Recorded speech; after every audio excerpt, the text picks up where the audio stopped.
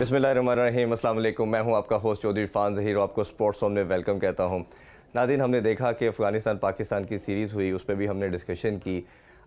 League cricket की बात करते हैं तो ओबियसली PSL हमारी सबसे बड़ी ब्रांड है, सबसे बड़ी कमोडिटी है।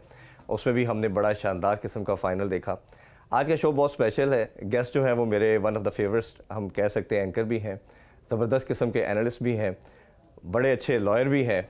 इनकी बातें करें तो मज़ीद मेरा ख्याल है बड़ा लंबा इंट्रोडक्शन हो जाएगा। मेरे बड़े अच्छे दोस्त भी हैं और मुल्तान सुल्तान जो मेरा ख्याल है हम देखें PSL की one of the most consistent side है, उसके CEO भी हैं। मेरे साथ one and only Haider Azhar. अस्सलाम वालेकुम जी। वालेकुम अस्सलाम। हैदर भाई बहुत शुक्रिया, बड़े लंबे टाइम से हमारी मीटिंग भी ड्यू थी, इंटरव्यू भी ड्यू था, इवेंचुअली आज हो ही गया। वही ना, ये ड्यू था तो पहले तो अपॉलॉजीज फ्रॉम मी, ये पहले नहीं। हो नहीं सका, लेकिन it is always good to share screen with you. या thank you so much ji. Haider भाई, क्रिकेट की तो बात करनी है हमने, बड़ी लंबी चौड़ी करेंगे, पाकिस्तान की भी और PSL के भी। थोड़ा सा आपके हवाले से मैं बात करना चाहूँगा। माशाल्लाह बड़ा ज़बरदस्त किस्म का कैरियर है आपका और बड़ी चीज़ें आपने की। समहाउ मेरा आपसे कैरियर मिलता जुलता भी है तो मेंटोर भी हैं, इसी वजह से आप हमारे सीनियर भी हैं। थोड़ा सा अपने जर्नी के हवाले से बताइए, अपनी एजुकेशन कहाँ से हासिल की और करते करते ये स्पोर्ट्स की साइड पे किस तरह आ गया? You been very very kind. Sports की तरफ तो मैं बार बार बताता हूँ कम्प्लीटली बाय एक्सीडेंट, लेकिन ज़्यादा अपने एजुकेशन का पूछा तो हम my father was in the police service. अच्छा। तो वो जब उनके बीच में पहले वो एक मास्टर्स इन क्रिमिनोलॉजी कर रहे थे एक ब्रिटिश काउंसिल स्कॉलरशिप पे, जब वो वापस आए तो स्कूल की शुरुआत मेरी पाकिस्तान में सेंट एंथनीज से हुई थी। I was in Saint Anthony's till class 8। उसके बाद एचसन कॉलेज चले गए थे, हम चारों भाई इकट्ठे थे एचसन में। एचसन के बाद I went to London for my LLB, then I went to U Penn law से मैंने एक जॉइंट प्रोग्राम किया था पेन लॉ का, वॉटन बिजनेस स्कूल का। Then I work with the attorney general of Virginia for a bit. फिर lawyers movement की peak पे came back and joined Aitzaz Ahsan साहब।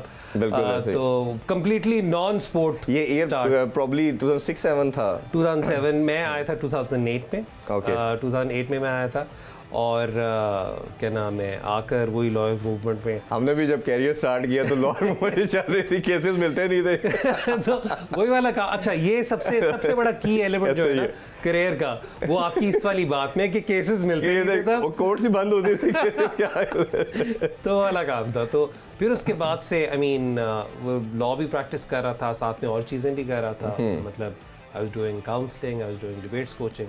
2014 में मुझे फीफा वर्ल्ड कप का शो मिला था ऑन PTV स्पोर्ट्स। अच्छा, माशाल्लाह। और उसके बाद से then there was a gradual accidental transition to sports management, क्योंकि आई थिंक लोग देखते थे कि शायद अगर ये स्पोर्ट्स पे भी बात कर रहा है, लॉ बैकग्राउंड भी है, तो लेट्स कंसल्ट हिम। उस तरीके से कंसल्टेशन स्टार्ट हुई। पहले 2 PSL आई वाज, एक चैनल पर मेरा करंट अफेयर्स का शो था तो एक साल में उस वजह से बिजी था, एक साल मेरा और चीज़ें थी। I was more interested in coming on screen at that point. सही। फिर PSL 3 से पहले जब टीम बिकी छठी तो उस वक्त I was working as a consultant for interested bidders. Right. फिर जब एक दफ़ा उस वक्त शॉन ग्रुप ने और अयूब शेख साहब ने जब टीम खरीदी तो उन्होंने और वसीम भाई were kind enough to bring me on board to look after the cricketing affairs. और फिर उसके बाद से नो टर्निंग बैक। मैं वही कह रहा था कि हमारी सिमिलरिटी माशाल्लाह काफ़ी है। आप भी PTV स्पोर्ट्स पे गए, मेरा भी जर्नी का एक पार्ट रहा। अच्छा, थोड़ा coming back to cricket, Multan Sultan का हमने देखा कि बड़ी ज़बरदस्त किस्म की एक साइड है। शुरू में हमने देखा कि आपके जो कैप्टन थे शान मसूद थे, फिर आप उसमें रिजवान को लेके आए। इसका थोड़ा सा थॉट प्रोसेस बताइए, क्योंकि हमने देखा कि होर्डिंग वगैरह सारी बन चुकी थी शान मसूद की, इसमें कोई डाउट नहीं है। शान मसूद बड़ा अच्छा क्रिकेटिंग ब्रेन रखते हैं, he is one of the best contender as well, और गेम सेंस उसकी अच्छी है। I always like him. But Rizwan obviously हम एक डिफरेंट एक ऑरा में देखते हैं, एक डिफरेंट फ्रेम ऑफ माइंड से देखते हैं, उनकी अप्रोच डिफरेंट नज़र आती है। इसका क्या थॉट प्रोसेस था?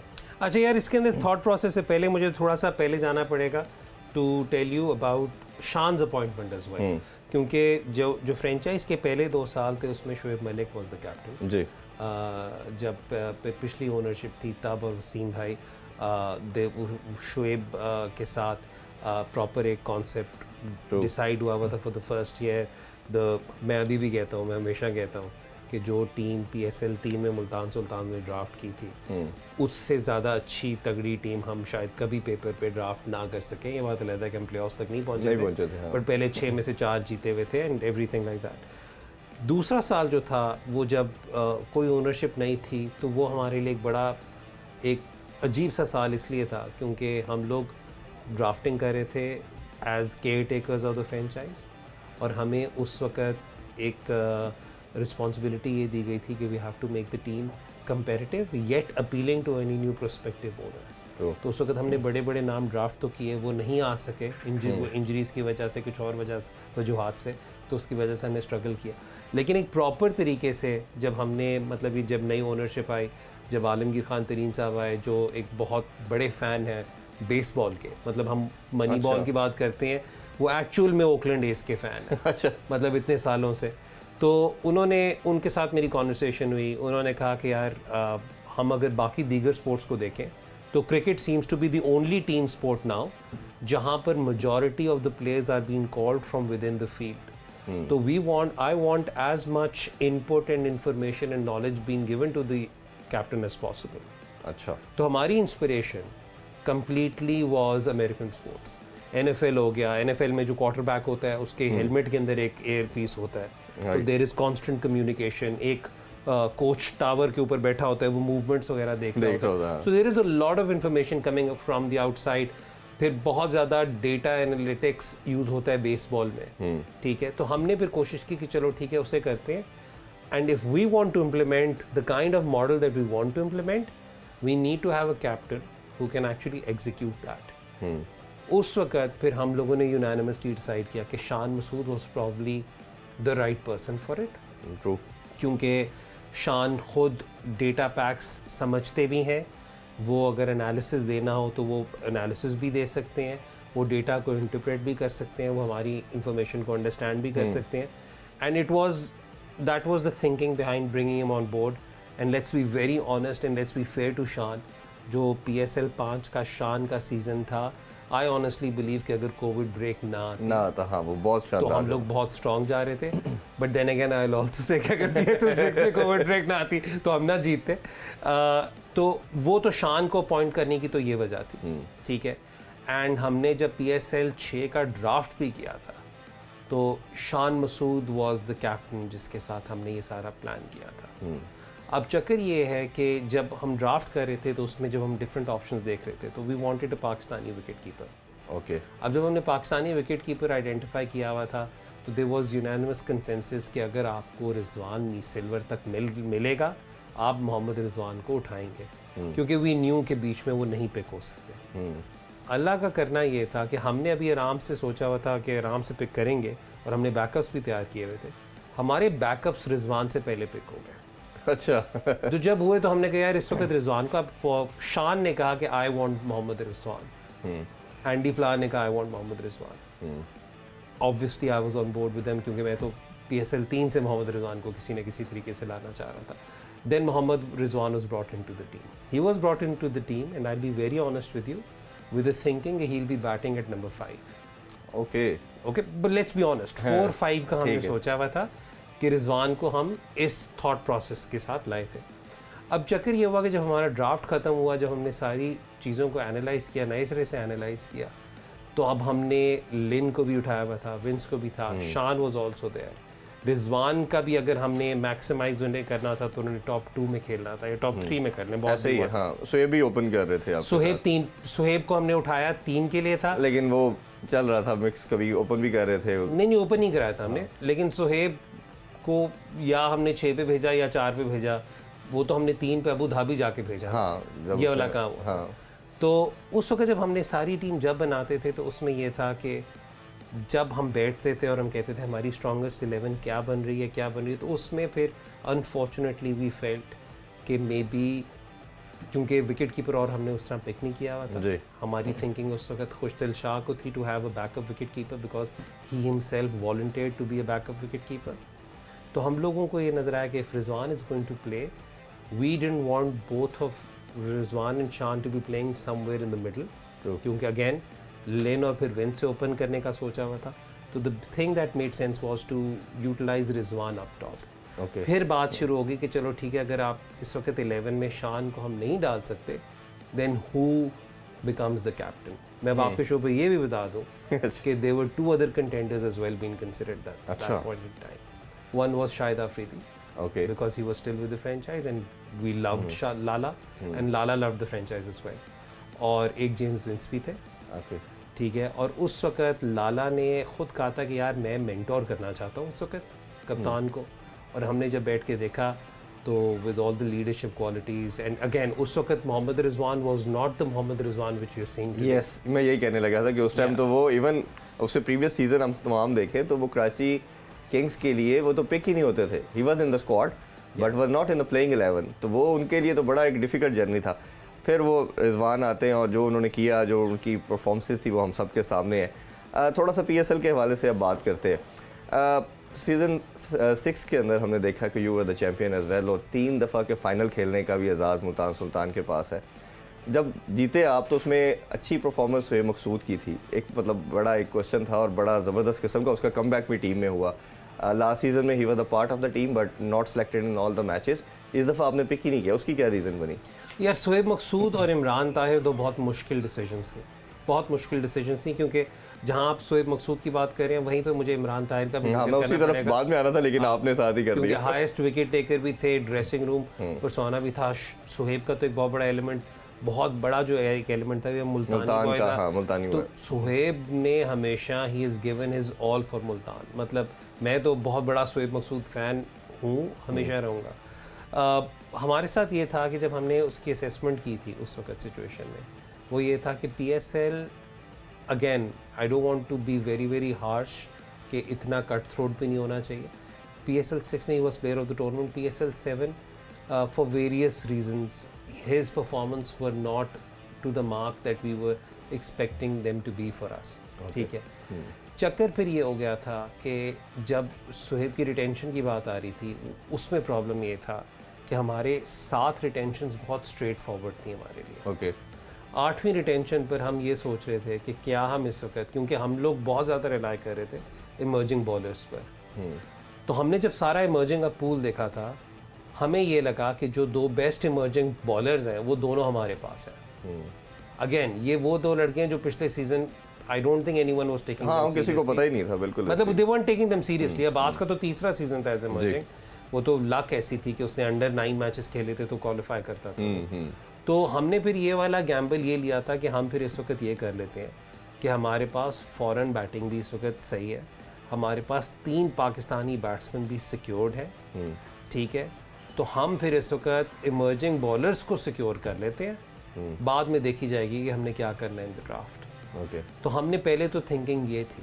फिर उसके बाद जब रायली का भी पूरा साल एट नंबर 3 परफॉर्म होता रहा, तो वी फेल्ट कि प्रोबेबली सुहेब के साथ भी ज़ाती होगी if Suhaib is not walking into the 11। So that was the thinking and it was a very tough, it's tough but it's a fair one. या I won't even say it's a fair one. I think नहीं, मतलब I think it was as unfair a on combination, मैं apart from it, अगर हम इस question पूछने से पहले तक तो मैं समझता था कि इट वाज नॉट जस्टिफाइड जिसने टाइटल जिताया है और आप उसको फिर स्क्वाड का पार्ट नहीं रखते, but as per your reply is concern उसके बाद I feel I am contented कि हाँ, रूसो ने जो परफॉर्मेंस नंबर 3 पे दी है, या टिम डेविड को आप बाय नहीं कर सकते, या पोलार्ड आपका जिस नंबर पे, पोलार्ड को तो हमने बाद में लिया, हाँ। पोलार्ड को तो हमने बाद नहीं, मैं कह रहा हूँ जिस नंबर पे वो खेल रहे थे तो उसमें इससे बड़ा पावर हिटर तो कोई भी नहीं हो सकता। अच्छा, तो ये हमने बॉलिंग की भी थोड़ी बात कर रहे थे, ये दोनों हीरे कहाँ से, अब्बास तो चले थोड़ा नज़र आ रहा था, एहसानुल्लाह की ऐसे किसकी फाइंड थी, कैसे देखा, और जिस पेस पे ये बॉल करता चला जा रहा हो, जिस तरह अभी अफगानिस्तान के खिलाफ बॉलिंग की, हर बॉल 150 प्लस नॉच की करना ball, that is not easy task, वो किसकी फाइट थी? अच्छा, मैं एहसानुल्लाह पे भी आपको ये बताता हूँ। एहसानुल्लाह, क्योंकि I know now a lot of people are displaying pictures of Ehsanullah attending one trial और दी अदर, लेकिन ट्रायल कोई भी अटेंड कर सकता है। अगर आप उसे ना सेलेक्ट करें तो फिर वो आपके डेवलपमेंट प्रोग्राम का हिस्सा नहीं है। लेट्स बी वेरी ऑनेस्ट, अगर यही वाली बात हो तो जमान खान 2018 में मुल्तान के लिए खेल चुका है। अच्छा, लेकिन वी डिडंट। अच्छा हैदर भाई, अभी ब्रेक लेते हैं, ब्रेक से वापस आके इसका डिटेल जरा एहसानुल्लाह का रिप्लाई लेते हैं। नाज़रीन हमारे साथ ये don't go anywhere, stay with us.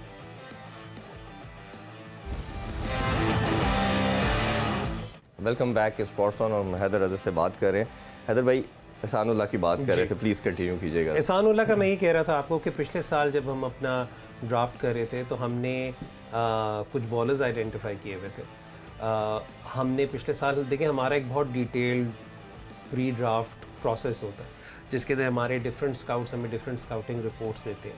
वो स्काउटिंग रिपोर्ट्स मेरे पास आती हैं, मेरे मान भाई के साथ बाउंस ऑफ करके उन्हें फर्दर शॉर्ट लिस्ट करते हैं और फिर आगे हम उसे फिर we have this final conversation before picking one person over the other. उसके अंदर हमें बल्कि 2 साल राशिद लतीफ़ साहब ने भी ज्वाइन किया था as a consultant for this. Rashid भाई की knowledge on the local players obviously everyone knows, तो हम उनके साथ आइडियाज़ बाउंस ऑफ करते थे। उसमें प्राइमरीली ये होता था कि मैं केस प्रेजेंट करता था, मुझे जब सबसे ग्रीन लाइट आ जाती थी तो वो केस पे पिक हो जाता था। कुछ केसेस में आपको ज़रा ज़्यादा लड़ना पड़ता है, कुछ नहीं लड़ना पड़ता था। एहसानुल्लाह की ये सिचुएशन थी कि एहसानुल्लाह, बल्कि इसी में अब्बास आफरीदी का भी जवाब कवर हो जाएगा कि हम लोगों ने जब PSL 7 के लिए ड्राफ्ट कर रहे थे तो हमने असेस किया था कि हमने इमर्जिंग बॉलर, फास्ट बॉलर उठाना है।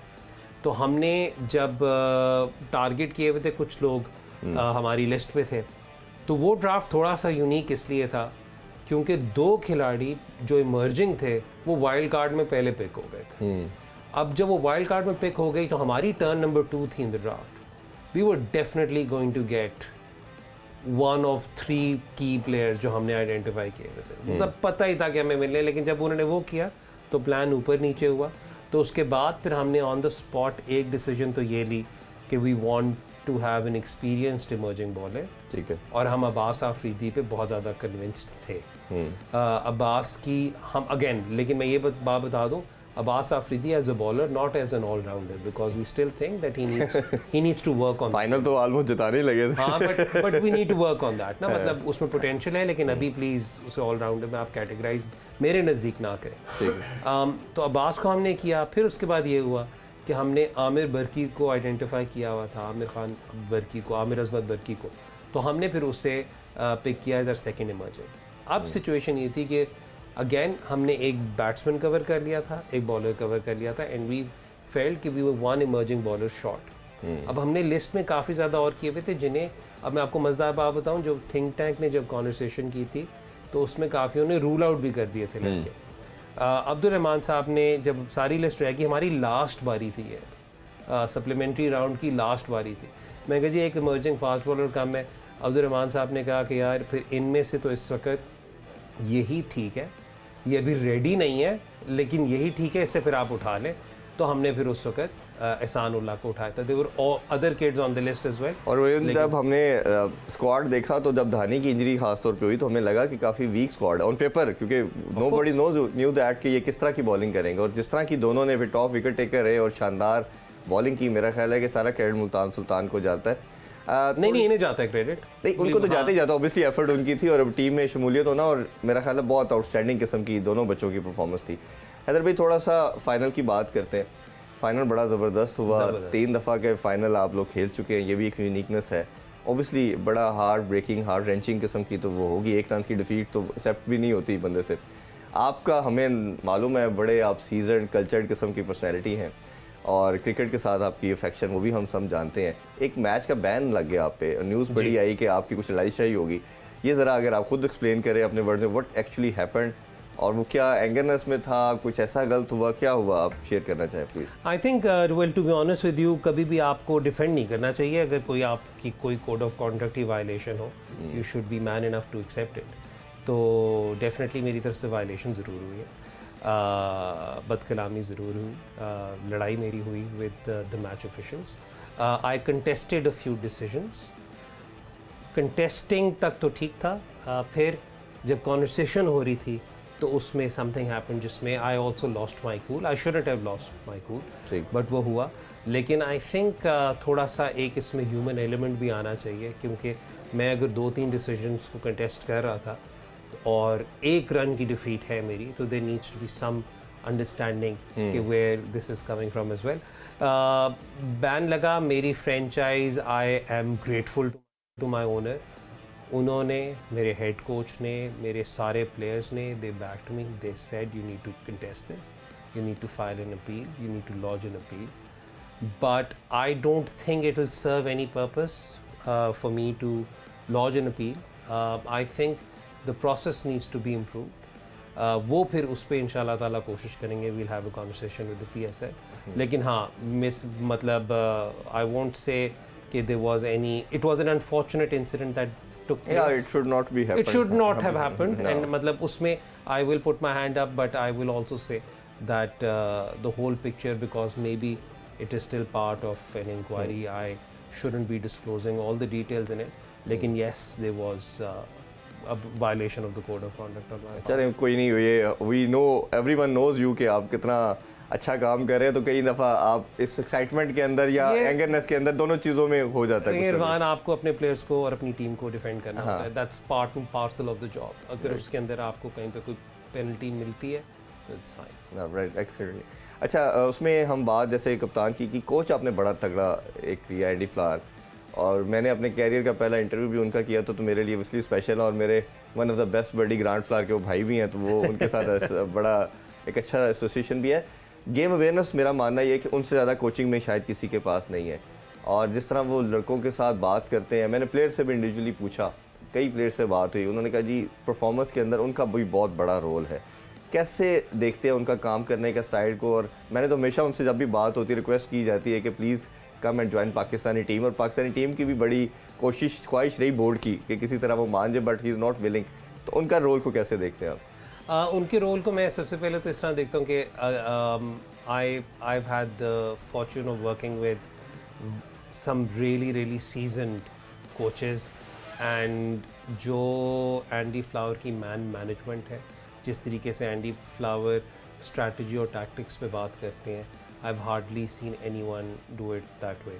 हमारा ड्रेसिंग रूम में जो हेड कोच है, उसका इस तरीके से संभालना और सबको लेकर चलना is also, I mean hats off to him, क्योंकि वो भी एक अपने में एक बहुत बड़ा काम है। क्योंकि आप ये देखें कि मेरे ड्रेसिंग रूम में एंडी के अंडर भी 3 के 4 हेड कोचेस हैं, हाँ, मुश्ताक अहमद, अब्दुर्रहमान, और ये सारे सीनियर हैं। पहले ओटिस गिब्सन भी थे, बट अजहर महमूद रह चुके हैं। इन सबको साथ लेकर जाना, फिर अगेन ऑल्सो अंडरस्टैंडिंग कि अगर कोई स्ट्रैटेजी डिस्कशन हो रही है with someone from the franchise, जिसने फ्रेंचाइज में ड्राफ्ट किया है, सारा कुछ है, उनकी भी अंडरस्टैंडिंग लेकर चलना। So he runs a very inclusive dressing room. So I would think his man management is one key aspect. Plus I think the experience of doing things in all these different leagues, he knows कि कैसे किस तरीके से लेकर चलना है. लेकिन एक जो ख़ास बात है एंडी की वो ये है कि वो जिस तरीके से एक फ्रेंचाइज़ का अगर एक उन्होंने टेम्पलेट सेट किया हुआ है, क्योंकि this is going to be our USP as far as playing cricket is concerned, he follows that and a remarkable coach. हाँ, ऑब्वियसली विक्ट्री या ना मिलना या कभी मिलना, ये that is a part of the game, but जो उनका काम है वो नज़र आ रहा है. इट इज़ क्वाइट ऑब्वियस जितना ज़बरदस्त किस्म का आउटस्टैंडिंग उनकी तमाम किस्म लड़कों के साथ जो काम करने का मेथड है, दैट इज़ रियली आउटस्टैंडिंग. अच्छा, एक प्रॉब्लम भी PSL में हमने देखा, जहाँ हम बात करते हैं कि PSL पाकिस्तान की सबसे बड़ा ब्रांड है, कमोडिटी है, फाइनेंशियल्स का मसला नहीं हल हो पा रहा. और लास्ट रजीम के साथ तो आपका मसला काफ़ी हाइप पे चला गया. You guys went to the high court as well. High court ने कहा कि जी आपस में बैठ के सेटल डाउन करें, हमारे पास क्यों आ गए आप लोग. फिर आप बैठे और नज़र आया कि शायद कुछ चीज़ें सेटल डाउन हो गई हैं, या अभी नए रजीम के साथ भी issue is still going on. अच्छा, पहले तो जब आप पिछली रजीम कहते हैं ना, तो उसमें मुझे कन्फ्यूजन हो जाती है कि आप कौन सी रजीम की बात कर रहे हैं. लास्ट रिसेंट रजीम की बात कर रहा हूं. अच्छा, नहीं, क्योंकि चक्कर ये कि अदालत वाला सारा काम तो एहसान मानी साहब के दौर में हुआ जी. ठीक है, और एंड क्रेडिट टू मानी साहब, उन्होंने फिर उसके बाद से बैठे, टेबल पे बैठे, उन्होंने बैठ कॉन्वर्सेशंस की, उन्होंने काफ़ी चीज़ों को एक्नॉलेज किया, अंडरस्टैंड किया. आई थिंक उनकी पब्लिक रिकॉर्ड के स्टेटमेंट्स हैं जहाँ पे वो फील करते हैं कि फ्रेंचाइजेस का कहाँ पर franchises didn't get the best part of the deal. ठीक है, और उन्होंने काफ़ी हद तक रिवैम्पिंग की. Credit to Ramiz Raja as well for signing off on the revised franchise model जो था. पिछला साल फ्रेंचाइजेस के लिए पहला साल था जब वो फाइनेंशियली बहुत बेहतर सिचुएशन में थी. अभी भी मैं मुल्तान की बात इसलिए नहीं कर सकता क्योंकि मुल्तान की फ्रेंचाइज फ़ी ही बहुत ज़्यादा है. वो तो एक अलहदा कॉन्वर्सेशन है किसी और दिन के लिए. लेकिन बाकी सारी फ्रेंचाइजेस के लिए सेंट्रल पूल की जब नए सिरे से सारे राइट्स बिके, franchise representatives were also there on the bid committee. एक मैं था, एक समीर राना साहब थे, सलमान नसीर की लीडरशिप में वो फ्रेंचाइज कमेटी ने नए राइट्स जो बेचे, तो वो मतलब बहुत ज़्यादा ऊपर वैल्यू गई, स्पेशली ब्रॉडकास्ट की, टाइटल स्पॉन्सर की और चीज़ों की. तो हमने सेंट्रल पूल का पाए बड़ा किया जिसका फ़ायदा हुआ फ्रेंचाइजेस को.